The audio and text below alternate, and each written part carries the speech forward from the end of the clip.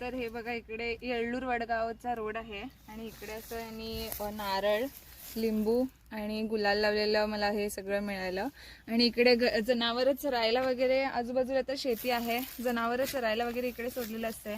मग हे चुकून त्यांना हार्म होऊ शकते, हे खूप चुकीचं आहे. आणि जर समजा हे करून बंदोबस्त होत असेल दुश्मनाचा तर शत्रूचा बंदोबस्त होत आहे म्हणताय. जर सीमेवरती जे लढायला लागले आहेत सैनिक आमचे, मग ते जर शत्रूबरोबर लढायला गेले केल्यासारखं नाही आहे काय, हे खूप चुकीचं आहे.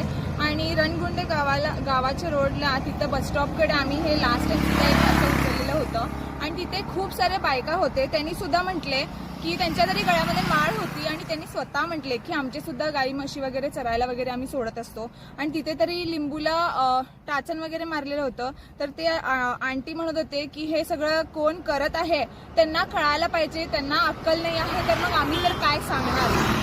हे असं फेकलेलं आम्ही घेतलंय, तर मग ह्याचा आम्ही यूज पण करतो. लिंबू सुद्धा जर चांगले असतील तर आम्ही यूज करतो आणि नारळचं तरी आम्ही तेल वगैरे काढतो आणि कशाला सुद्धा आम्ही यूज करतो, खायला सुद्धा आम्ही यूज करतो, फक्त तेल नाही काढत.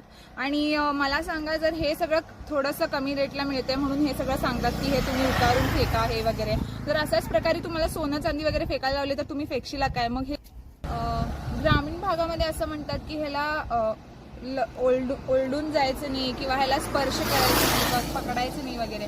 तर आम्ही तर ह्याला घेऊन जातो आणि आम्ही ह्याचं खातो सुद्धा, खूप म्हणजे नारळचा सुद्धा यूज करून खातो किंवा तेल बनवतो. आणि ह्याचा सुद्धा आम्ही लिंबूचा वापर करतो, असं नाही की आम्ही घेऊन जातो आणि फेकतो वगैरे, असं काहीच नाही आहे, आम्ही यूज करतो.